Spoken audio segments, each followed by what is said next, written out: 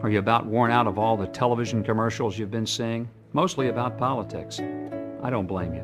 At this time of year, sometimes it's nice to pull aside from all of that and just remember that what really matters is the celebration of the birth of Christ and being with our family and our friends. I hope that you and your family will have a magnificent Christmas season. And on behalf of all of us, God bless and Merry Christmas. I'm Mike Huckabee, and I approve this message.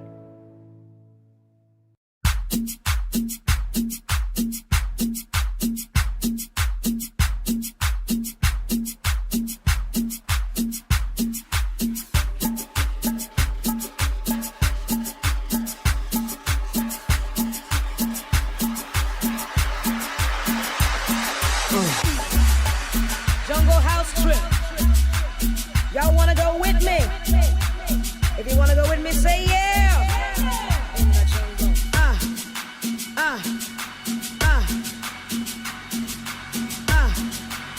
Women I know are outraged that the Democrats think that women are nothing more than helpless and hopeless creatures whose only goal in life is to have the government provide for them birth control medication. Women I know are smart, educated, intelligent, capable of doing anything that anyone else can do. Our party stands for the recognition of the equality of women and the capacity of women. Horse apples. That's not a war on them, it's a war for them. And if the Democrats want to insult the women of America by making them believe that they are helpless without Uncle Sugar coming in and providing for them a prescription each month for birth control because they cannot control their libido or their reproductive system without the help of the government, then so be it. Let us take that discussion all across America, because women are far more than the Democrats have played them to be. And women across America need to stand up and say, enough of that nonsense. Hit it!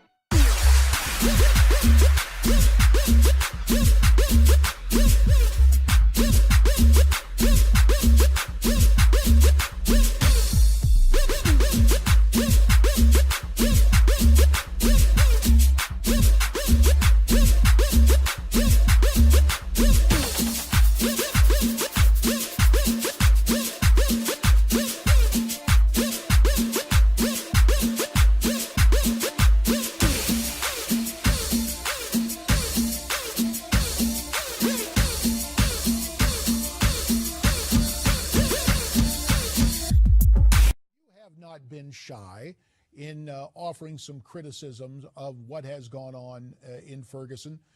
Would you like to expand on some of those thoughts?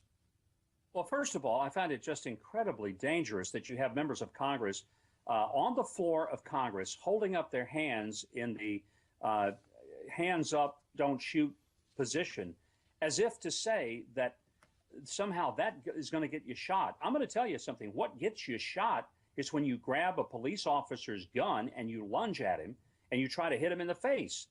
And this nonsense of telling young people, don't hold up your hands because that's going to get you in trouble. And instead, I guess what they're teaching them is go loot a store, beat up a cop, reach for his gun, hope you get it before he does. Horse apples. This is not only foolish and dangerous, but it's really on the verge of anarchy. And I'm just disgusted that you have NFL players, politicians, and others who, no matter what the evidence reveals, no matter how many sworn testimonies show, that Darren Wilson, it's a tragedy that the young man got shot. But this is a young man who had just roughed up a store owner, just robbed a store, and now he's going after a cop's gun, and it's a horrible thing that he was killed, but he could have avoided that if he'd have behaved like something other than a thug.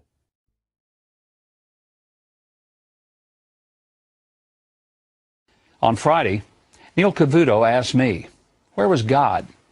And I said that for 50 years, we've systematically attempted to have God removed from our schools, our public activities, but then at the moment we have a calamity, we wonder where he was. Well, the predictable left lit up the airwaves and blogosphere with a vile and vicious reaction and jumped to the conclusion that I said that if we had prayer in school, the shooting wouldn't have happened. Well, I said nothing of the sort. Horse apples. Tragedies like this. How could God let this happen? Well, you know, it's an interesting thing. We ask why there's violence in our schools, but we've systematically removed God from our schools. Should we be so surprised that schools would become a place of carnage because we've made it a place where we don't want to talk about eternity, life, what responsibility means, accountability, that we're not just going to have to be accountable to the police if they catch us, but one day we stand before a holy God in judgment.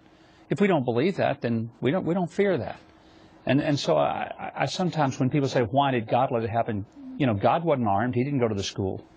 But God will be there in the form of a lot of people with hugs and with therapy and a whole lot of ways in which I think He will be involved in the aftermath.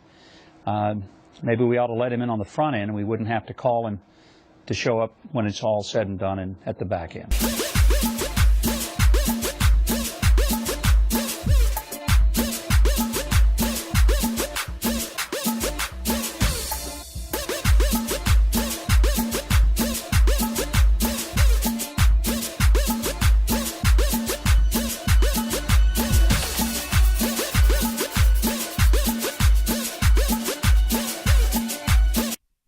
I'm utterly exasperated with Republicans and the so-called leadership of the Republicans who have abdicated on this issue when, if they continue this direction, right, they guarantee they're going to lose every election in the future.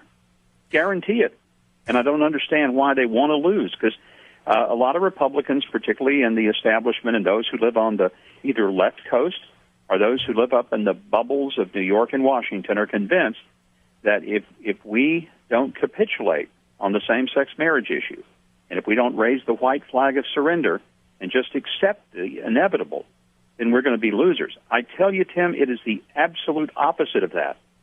And if the Republicans want to lose guys like me and a whole bunch of still God-fearing, Bible-believing people, go ahead and just abdicate on this issue, and while you're at it, go ahead and say abortion doesn't matter either. Right. Because at that point, you lose me. I'm gone. Right. I'll become an independent. I'll start finding people that have guts to stand. I'm tired of this. And when we tinker with its definition, and we decide that it can mean anything we wish for it to mean, and that rather than to take a biblical perspective, we will take a very human one, and we will base marriage on human experience and desire as opposed to biblical standard, then I fear that we will pay the consequences for having upended the very foundation which is the essence of how a civilization survives. And so the soul of America is in real trouble. Can I say to you that the answer is as simple as it is that we answer the phones in our hearts that God is ringing, and He's asking, will we register people to vote? Will we get them to the polls to vote? Will we hire the people that will take our values to this city? And will we fire the ones who refuse to hear not only our hearts, but God's heart? That's how we change America, my friend. I say, let's show up. Let's get the job done. Let's change this country. Let's make this country once again a nation that unapologetically bows its knee before a holy God. I said...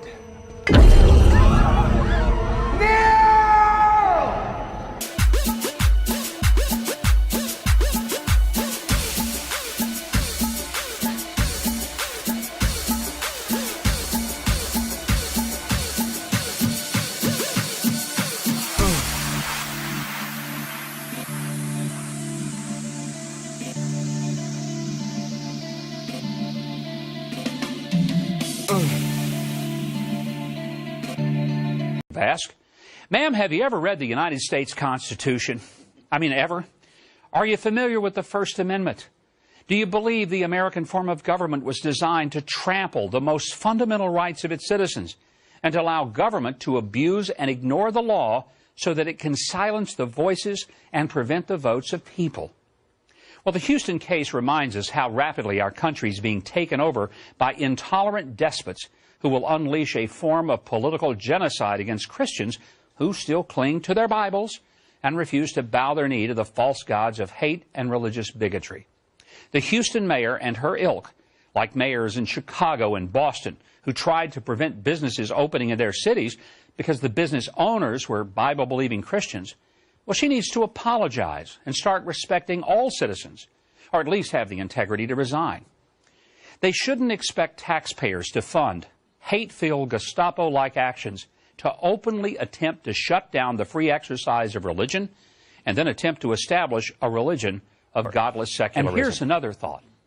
Everybody watching the show ought to send her a Bible. That's right, everybody. Her address is on the screen. I hope she gets thousands and thousands of sermons and Bibles. What do you attribute this surge to? There's only one explanation for it, and it's not a human one. It's the same power that helped a little boy with 2 fish and 5 loaves feed a crowd of 5,000 people. And that's the only way that our campaign could be doing what it's doing. Sometimes we talk about why are we importing so many people in our workforce. It might be because for the last 35 years we have aborted more than 1 million people who would have been in our workforce had we not had the Holocaust of liberalized abortion under a flawed Supreme Court ruling in 1973. The nature of man is not that he's basically good. The nature of man is that he's basically selfish. We have a sin nature, not a God nature. And any federal judge who uses some international law as a precedent to make a court decision ought to be impeached.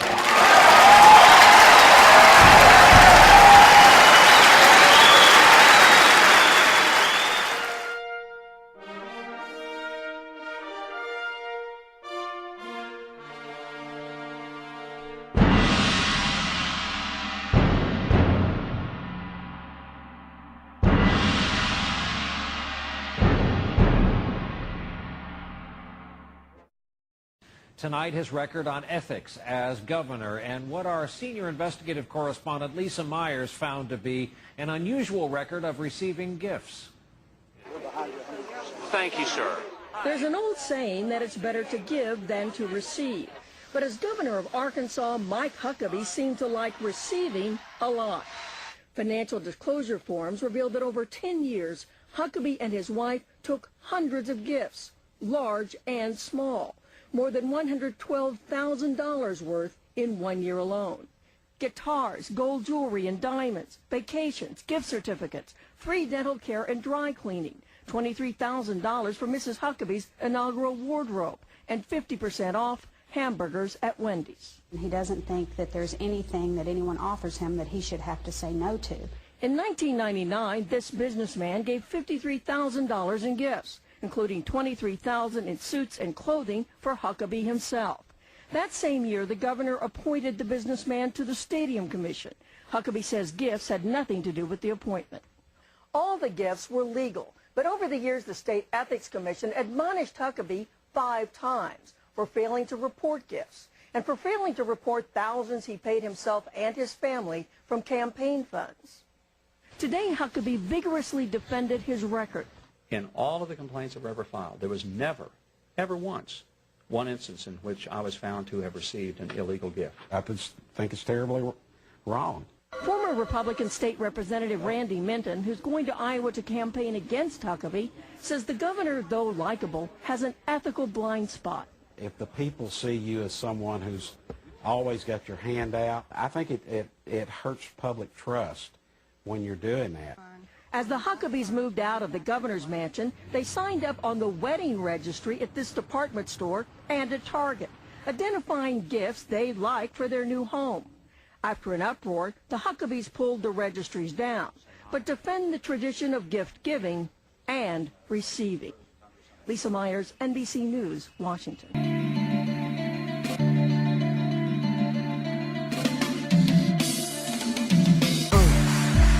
Jungle house trip. Y'all wanna go with me? If you wanna go with me, say yeah. In the jungle.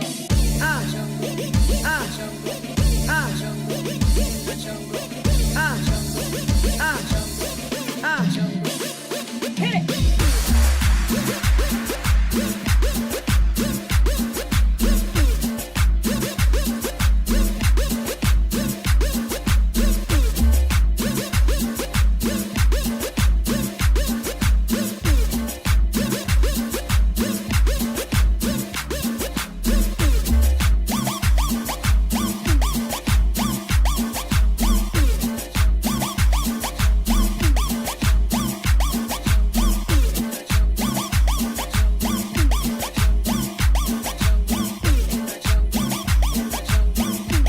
It is good. Let's talking about God and the Constitution, Mika. Good. I look Governor Mike Huckabee Here yesterday. we go.